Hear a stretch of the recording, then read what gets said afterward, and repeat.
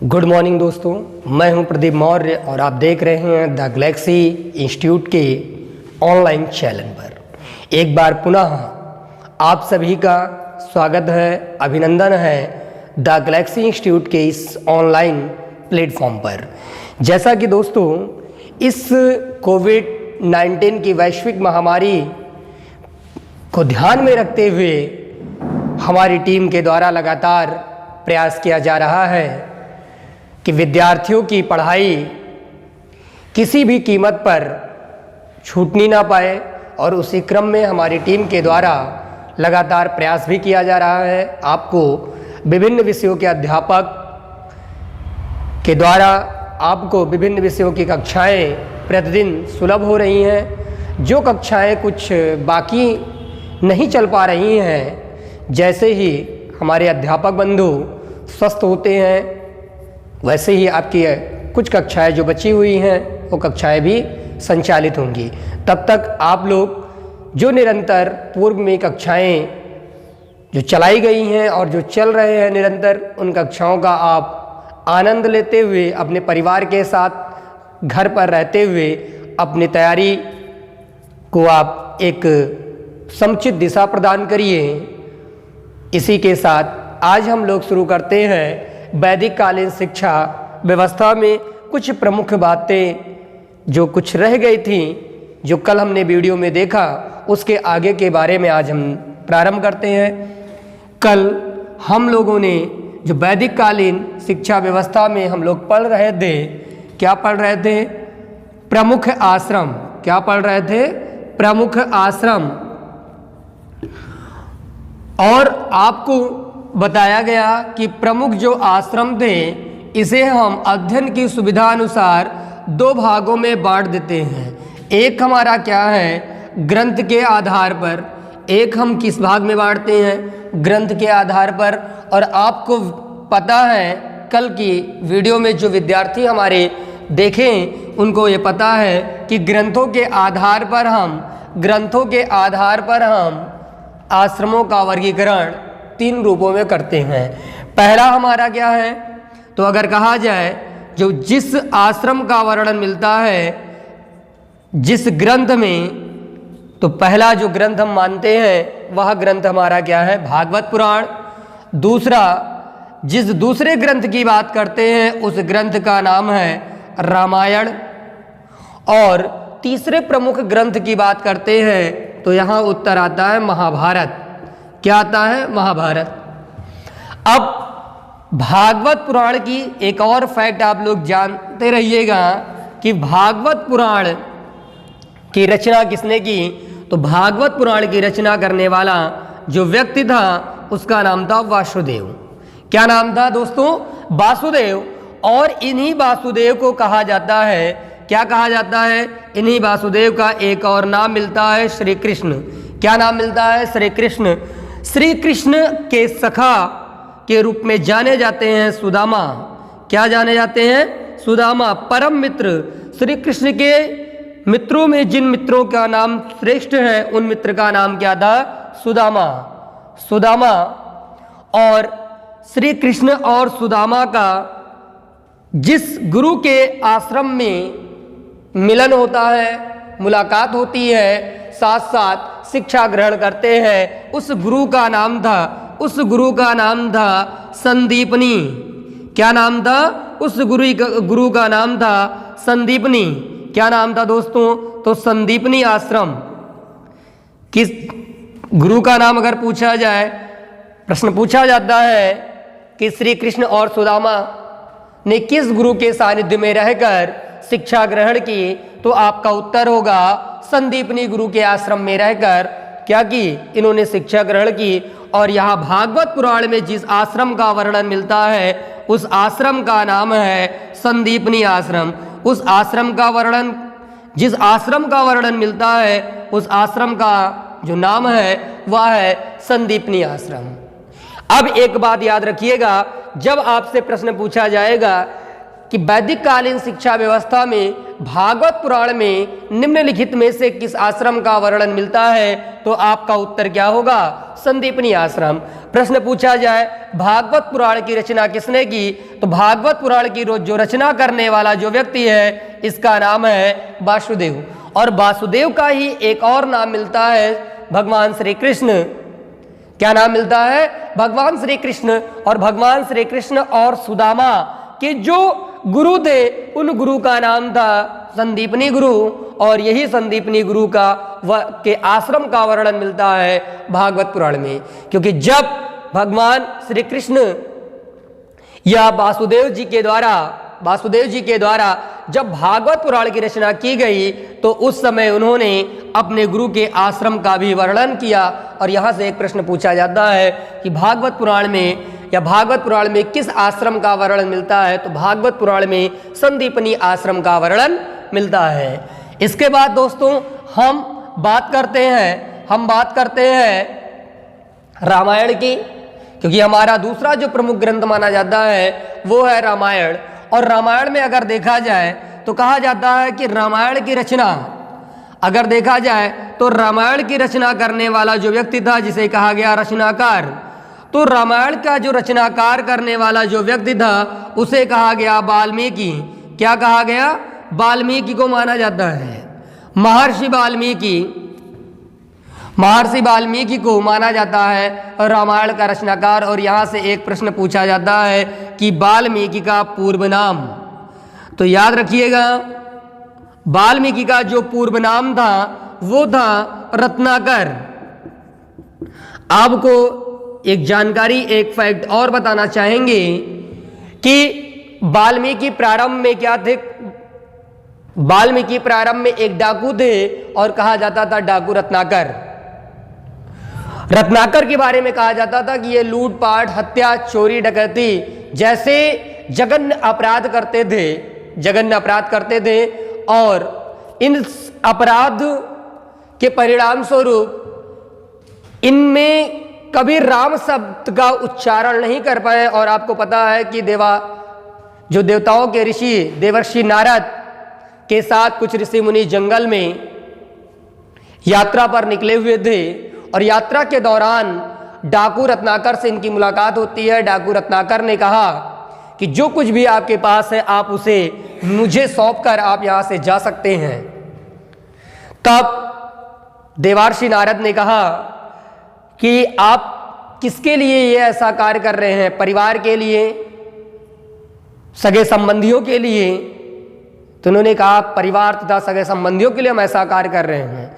इन्होंने कहा कि एक बार जाकर आप अपने परिवार से पूछ कर आइए, आप जाइए पूछ कर आइए कि आपके इस आपराधिक कार्य में उनकी सहभागिता कितनी है। इन्होंने कहा काफी अच्छा मजाक कर लेते हैं, मैं जाऊं घर पूछने के लिए और आप जाएं यहां से निकल जाएं, ऐसा नहीं हो सकता, मैं मूर्ख नहीं हूं। तब ऋषि मुनियों ने कहा कि एक काम करिए, आप मुझे एक वृक्ष में बांध दीजिए, आप लोग जाइए और जब तक आप नहीं आएंगे हम लोग इसी स्थान पर आपका इंतजार करते हैं। उसके बाद में डाकू रत्नाकर जो था वो गया अपने घर और घर के प्रत्येक सदस्य से पूछा, माता पिता से पूछा, अपनी पत्नी से पूछा। तो माता पिता ने कहा कि बेटा परिवार का पालन पोषण करना आपका कर्तव्य है। जब पत्नी से इन्होंने पूछा कि जो मैं लूटपाट चोरी डकैती करके जो कुछ संपदा का जो मैं अर्जन करता हूं उस संपदा में अगर आप लोगों का कोई सहभागिता है मेरे पाप कर्मों में, आप मेरे सहभागी हैं। पत्नी ने कहा हम आपके किसी भी पाप कर्म में सहभागी नहीं है। परिवार का पालन पोषण करना, परिवार की देखभाल करना आपकी नैतिक जिम्मेदारी है और आप पैसे, आप संपदा, आप घर की देखभाल किस स्थिति में करते इससे मुझे कोई लेना देना नहीं है। पत्नी और माता पिता के बातों को सुनकर इनका मन क्या होता है? द्रवित होता है और यह जाते हैं ऋषि मुनियों के पास पहुंचते हैं। जब ऋषि मुनियों के पास पहुंचते हैं तो उन्होंने कहा कि ऋषि मुनि आज तक मैं अकारण ही लोगों की हत्याएं करता रहा, अकारण ही लोगों से मैं लूटपाट करता रहा, जिसका कोई औचित्य नहीं था। इनका मन क्योंकि द्रवित था, इनको वास्तविक स्थिति का पता चल चुका था। इन्होंने कहा, हे ऋषिमुन, हे ऋषिगण, मुझे मुक्ति का मार्ग बताइए।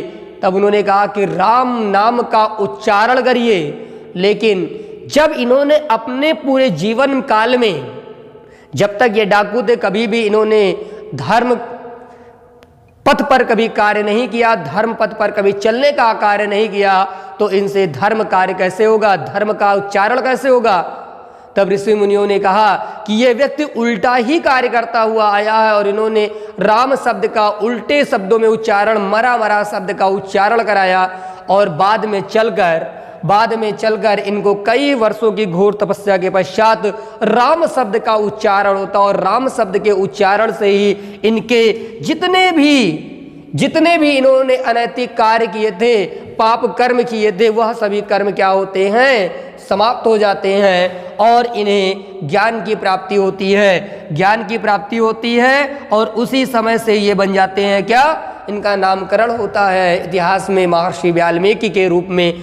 और यदि इनसे पूछा जाए, एक क्वेश्चन और पूछा जाता महर्षि वाल्मीकि के बारे में, क्वेश्चन वो पूछा जाता है कि त्रिकालदर्शी किसे माना जाता है, तो आपको याद रखना होगा जो त्रिकालदर्शी माना गया है, जो त्रिकालदर्शी, किसे त्रिकालदर्शी माना गया है, तो त्रिकालदर्शी माना जाता है महर्षि वाल्मीकि को। प्रश्न पूछा गया है पंजाब के तट में कि निम्नलिखित में से किसे त्रिकालदर्शी की संज्ञा दी गई है। ऑप्शन में दिया गया था वेदव्यास, ऑप्शन में दिया गया था महर्षि वाल्मीकि, ऑप्शन में दिया गया था अगस्त्य मुनि और भारद्वाज मुनि। तो यहाँ पर जो आपका राइट आंसर है वो है त्रिकालदर्शी माना गया है। किसे माना गया है, वो माना गया है महर्षि वाल्मीकि को। अब बात करते हैं, ये तो कुछ प्रमुख बातें थी महर्षि वाल्मीकि के बारे में। अब हमारा जो मूल प्रश्न है कि रामायण में किस आश्रम का वर्णन मिलता है, तो रामायण में, क्योंकि आपको पता है कि रामायण की रचना महर्षि वाल्मीकि ने की है, और कहाँ की है, तो इन्होंने अपने आश्रम में रहकर वर्णन किया है, या अपने आश्रम में रहकर रामायण की रचना की है। इसीलिए रामायण में जिसका वर्णन मिलता है तो वह किस आश्रम का वर्णन मिलता है, तो वाल्मीकि आश्रम का वर्णन मिलता है। ये बात आपको याद रखनी होगी, ये बात दोस्तों आपको याद रखनी होगी। रामायण में वाल्मीकि आश्रम का वर्णन और भागवत पुराण में संदीपनी आश्रम का वर्णन। अब हम अपने प्रमुख तीसरे ग्रंथ की तरफ चलते हैं। तो कहा जाता है कि महाभारत की रचना करने वाला जो व्यक्ति था उसका नाम था वेदव्यास। क्या नाम था दोस्तों? वेदव्यास। लेकिन महाभारत किसके कारण होता है, तो महाभारत किसके कारण होता है, तो आपको पता है कि महाभारत कौरव और पांडवों के बीच होता है। कौरव और पांडवों के बीच होता है, कौरव और पांडवों के बीच होता है। और यह युद्ध, जो महाभारत का युद्ध चलता है, वो 18 दिन तक चलता है। कितने दिन तक चलता, प्रश्न पूछा गया है कि महाभारत का युद्ध कितने दिन तक चला, तो महाभारत का युद्ध 18 दिन तक चलता। और क्षेत्र पूछ लेता है तो याद रखिएगा, कुरुक्षेत्र का मैदान। क्या है? कुरुक्षेत्र के मैदान में ये 18 दिनों तक चलता है। दूसरी बात, कौरव और पांडवों के गुरु थे, संयुक्त गुरु। कौरव और पांडवों के जो गुरु थे, जिनको कहा गया है क्या नाम है उनका? द्रोणाचार्य, आचार्य द्रोणाचार्य। और इस महाभारत में जिस आश्रम का वर्णन मिलता है तो मिलता है द्रोणाचार्य का आश्रम। क्या मिलता है? द्रोणाचार्य का आश्रम। अब आपसे प्रश्न पूछा जाए कि भागवत पुराण में किस आश्रम का वर्णन मिलता है, तो भागवत पुराण में संदीपनी आश्रम का वर्णन मिलता है। रामायण में महर्षि वाल्मीकि के आश्रम का वर्णन मिलता है, जबकि महाभारत में द्रोणाचार्य के आश्रम का वर्णन मिलता है। यहां तक आप लोगों को कल बताया गया था, आज पुनः एक बार आप लोगों को रिकॉल कराया गया। तत्पश्चात कल ही मैंने आप लोगों को बताया था कि प्रमुख आश्रमों का हम वर्णन 2 प्रकार से करते हैं अध्ययन की सुविधा अनुसार। एक हमारा था ग्रंथ के आधार पर और दूसरा है गुरुओं के आधार पर। तो आज हमने देखा कि ग्रंथों के आधार पर 3 प्रमुख ग्रंथ हैं, भागवत पुराण, रामायण और महाभारत। ये 3 हमारे प्रमुख ग्रंथ थे और इन तीनों में अलग अलग प्रकार के आश्रमों का वर्णन मिलता है। भागवत पुराण में संदीपनी आश्रम का, रामायण में महर्षि वाल्मीकि के आश्रम का, जबकि महाभारत में आचार्य द्रोणाचार्य के आश्रम का वर्णन मिलता है। अब हम बात करते हैं गुरुओं के आधार पर, देखते हैं कि कितने आश्रमों का उल्लेख वैदिक कालीन शिक्षा व्यवस्था में देखने को मिलता है। वैदिक कालीन शिक्षा व्यवस्था में कितने आश्रमों का वर्णन मिलता है गुरुओं के आधार पर। अब हम यहाँ पर एक हेडिंग डालते हैं, आप लोग भी इसी तरह से बनाइएगा।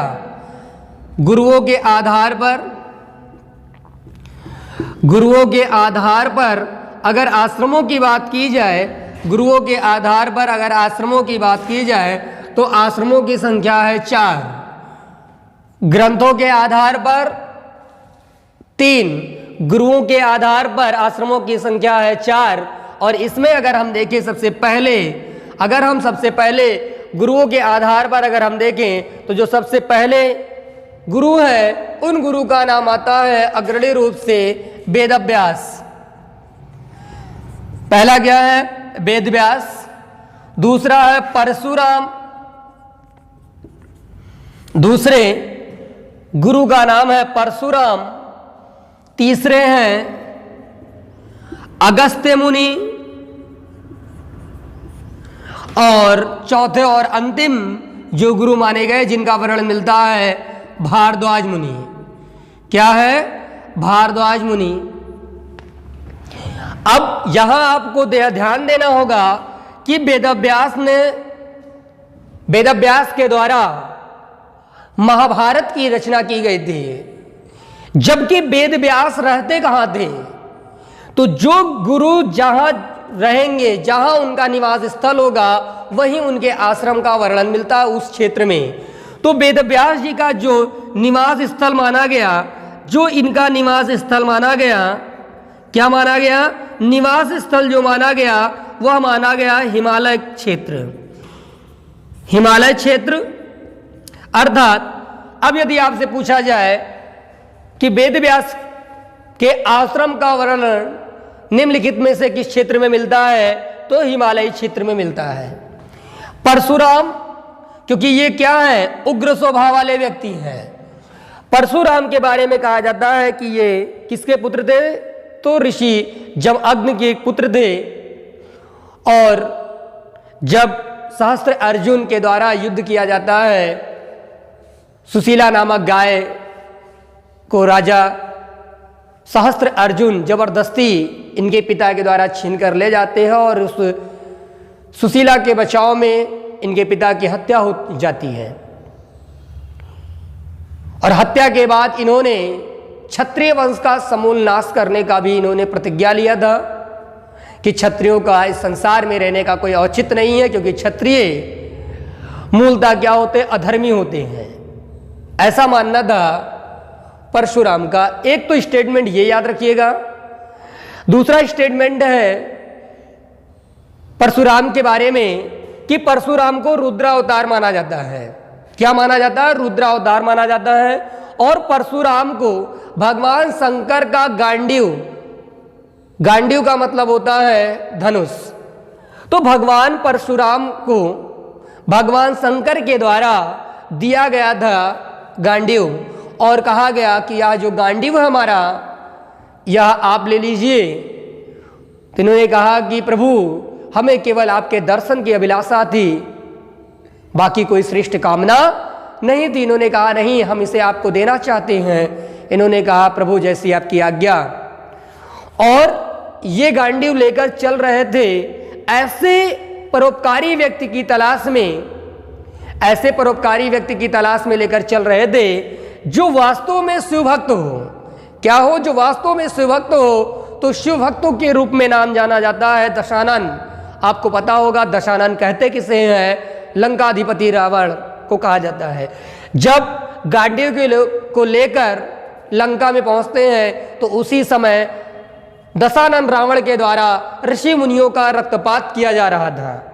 उसने कहा कि यह गांडीव मुझे दे दीजिए, लेकिन परशुराम ने कहा मैं गांडीव आपको जरूर देता क्योंकि आप शिवभक्त हैं, लेकिन आप शिवभक्त होने के साथ साथ आप अधर्मी भी हैं क्योंकि आप अकारण ऋषियों की हत्याएं कर रहे हैं और ऐसी स्थिति में हम आपको गांडीव धारण नहीं करा सकते हैं। और फिर ये पहुंचते हैं कहाँ? भगवान परशुराम पहुंचते हैं मिथिला, राजा जनक के दरबार में।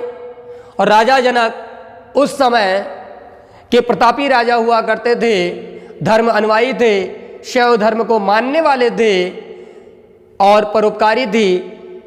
परोपकार से इनका पूरा मन भरा हुआ था और जो प्रजा थी प्रजा को अपना पुत्र, अपना सब कुछ मानते थे।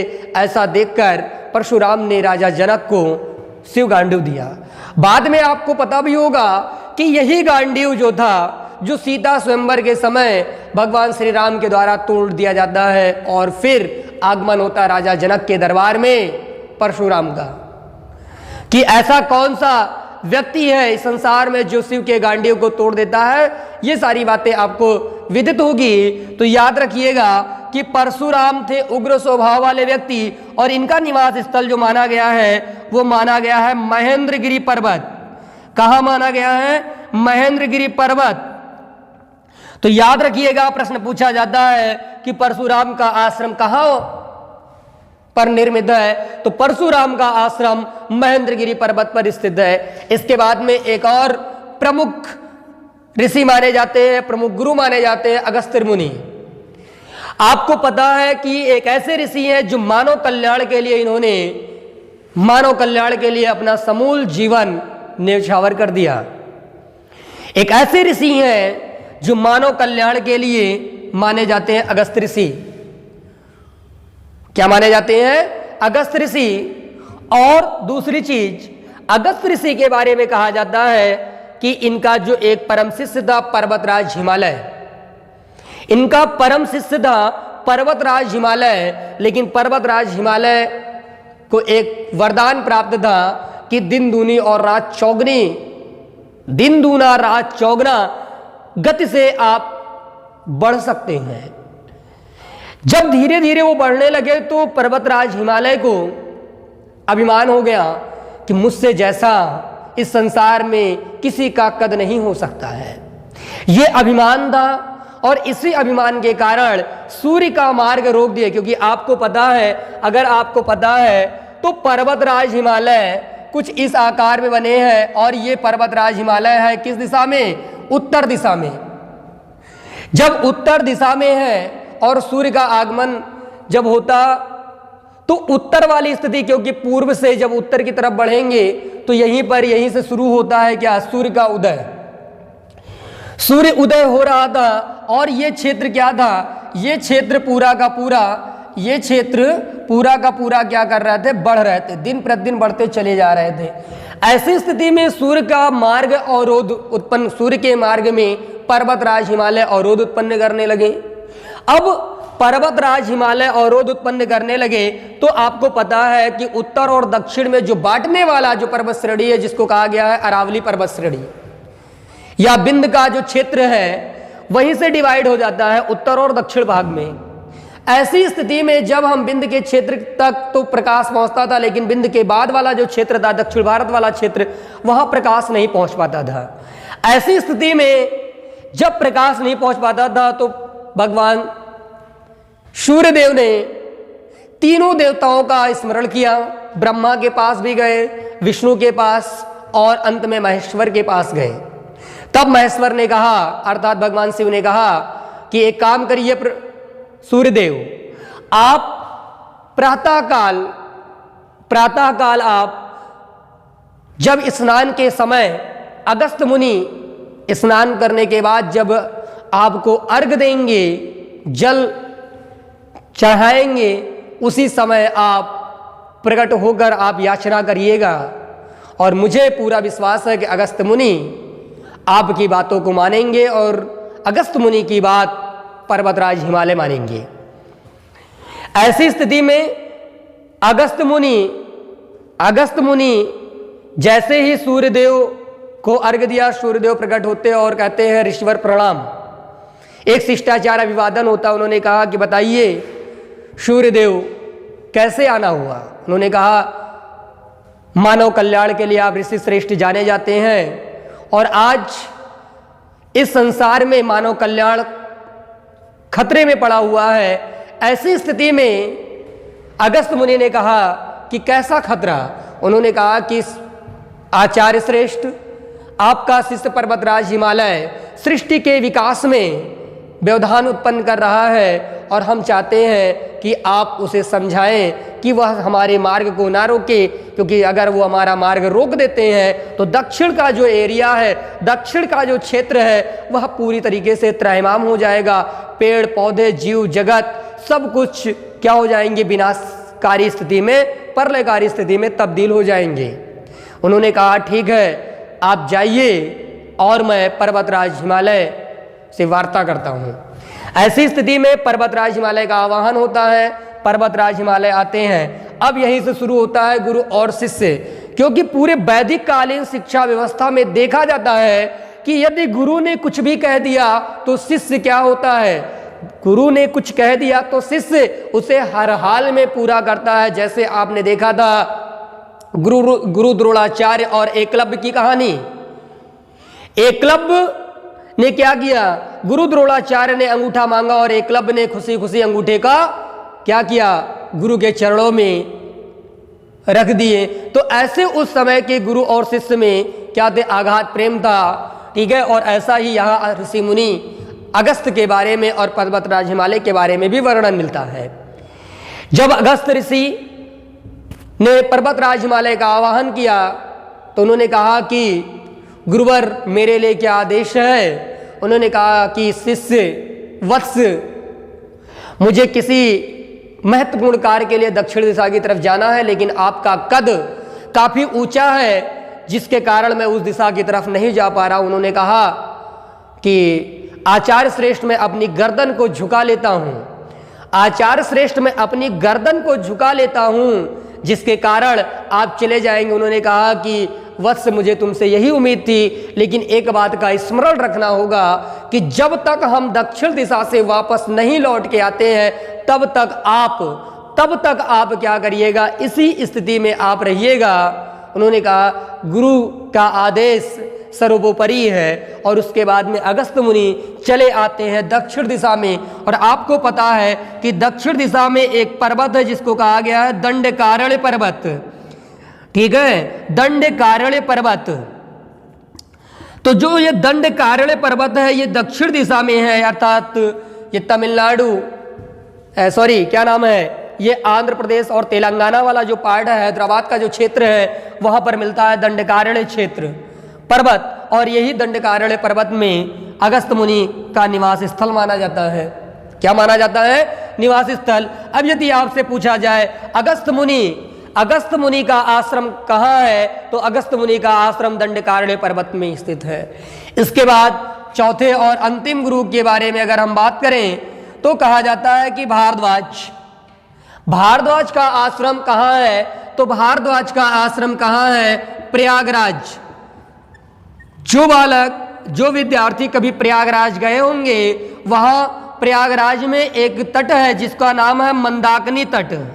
क्या है, मंदाकिनी तट। और इसी तट के किनारे क्या है, भारद्वाज का आश्रम है। तो ये गुरुओं के आधार पर चार प्रमुख आश्रमों का वर्णन और ग्रंथों के आधार पर तीन प्रमुख आश्रमों का वर्णन। इस तरह से पूरे वैदिक कालीन शिक्षा व्यवस्था में जो प्रमुख आश्रम थे वो कितने आश्रम थे, तो 7 आश्रमों का वर्णन मिलता है। यहां तक किसी को अगर कोई भी डाउट होगा तो वो कमेंट बॉक्स में जरूर बताएं, अपनी समस्या को जरूर बताएं, जिससे हमारे द्वारा आपके समस्याओं का निराकरण किया जा सके। अब इसके बाद में हम लोग शुरू करते हैं प्रमुख शिष्यों के बारे में, क्योंकि हमने बात की प्रमुख आश्रमों के बारे में। अब हम बात करते हैं कुछ प्रमुख शिष्यों के बारे में। जैसे आज भी हमारे क्या है, कुछ प्रमुख शिष्य होते हैं, उनकी अलग अलग विशेषताएं होती हैं। उन्हीं अलग अलग विशेषताओं के आधार पर उनका क्लासिफिकेशन भी वैदिककालीन शिक्षा व्यवस्था में किया गया है। तो हेडिंग डालिएगा आप लोग, वैदिककालीन शिक्षा व्यवस्था में, वैदिककालीन शिक्षा व्यवस्था में प्रमुख शिष्य, वैदिककालीन शिक्षा व्यवस्था में प्रमुख शिष्य, इसके बारे में हम लोग देखते हैं। प्रमुख शिष्य के बारे में हम लोग बात करते हैं कि प्रमुख शिष्य क्या थे। तो हम बात करते हैं पूरे वैदिककालीन शिक्षा व्यवस्था में 3 प्रकार के शिष्य होते थे। कितने प्रकार के शिष्य होते थे? 3 प्रकार के शिष्य होते थे। एक को कहा जाता था जो गुरुकुल में रहकर शिक्षा ग्रहण करते थे। गुरुकुल थोड़ा बड़ा लिखे, क्योंकि गुरुकुल में रहकर शिक्षा ग्रहण करने वाला शिष्य, ग्रहण करने वाला शिष्य, एक हमारा जो पहला था, गुरुकुल में रहकर शिक्षा ग्रहण करने वाले शिष्य को क्या कहा जाता है? क्या कहा जाता है?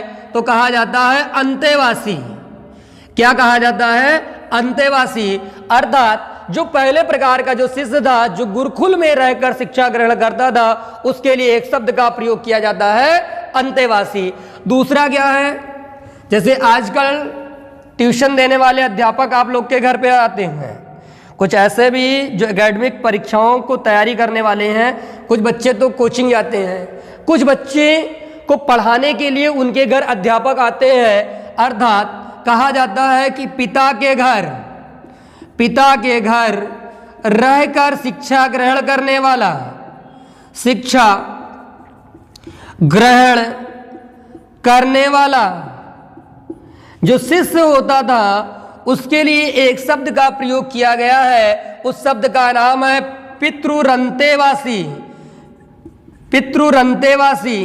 अब यदि आपसे पूछा जाए कि पिता के घर रहकर शिक्षा ग्रहण करने वाले को क्या कहा जाता था, तो पितृरंतेवासी। और गुरुकुल में रहकर शिक्षा ग्रहण करने वाले विद्यार्थी या शिष्य को कहा जाता था अंतेवासी।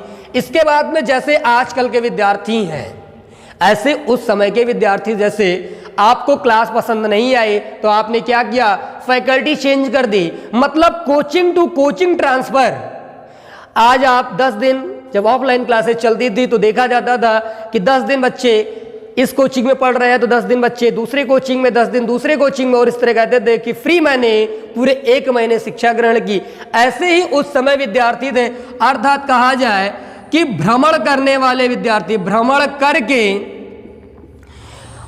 करके शिक्षा ग्रहण करने वाला विद्यार्थी, करने वाले शिष्य, इस शिष्य को क्या नाम दिया गया? तो याद रखिएगा, तीर्थकाक कहा गया। महत्वपूर्ण क्वेश्चन है, राजस्थान टेट के 2017 क्वेश्चन में आया है। तीर्थकाक किसे कहा जाता है? तो तीर्थकाक का मतलब क्या है? वैदिककालीन शिक्षा व्यवस्था में भ्रमण करके शिक्षा ग्रहण करने वाले शिक्षार्थी अथवा शिष्य को कहा गया है क्या? तीर्थकाक। तो उम्मीद करते हैं कि प्रमुख शिष्यों के बारे में आप समझ चुके होंगे, और इसके आगे कल हम लोग बात करते हैं कि यहाँ पर पूरे वैदिककालीन शिक्षा व्यवस्था में हम लोगों ने देखा आज तक प्रमुख आश्रमों के बारे में, प्रमुख शिष्यों के बारे में। कल हम लोग अपनी क्लास को आगे रखते हुए कल हम लोग अध्ययन करेंगे प्रमुख अध्यापकों के बारे में, प्रमुख शिक्षकों के बारे में। तब तक के लिए आप इस पूरे वीडियो को आप लोग जरूर देखिएगा और दोस्तों को आप जरूर शेयर करिए, लाइक करिए, सब्सक्राइब करिए, जिससे सबसे पहले हमारी क्लास की नोटिफिकेशन आप तक पहुंचती रहे और आप अपने घर में रहकर निर्बाध रूप से तैयारी, बिना किसी रुकावट की तैयारी आप लोग करते रहें। क्योंकि आगामी टेट की जो परीक्षाएं होंगी वो अगस्त महीने जुलाई महीने में जो प्रस्तावित था वो तो टल गया है, लेकिन अक्टूबर में जैसे स्थिति सामान्य होगी उस समय तुरंत 1 महीने के अंतर पे आपका टेट और सुपर टेट की परीक्षाओं का संचालन करवाया जाएगा। शासन स्तर पर आदेश जल्द ही इसका आ जाएगा। तब तक के लिए आप अपनी तैयारी को रख के मस्त रहे, स्वस्थ रहे। जय हिंद।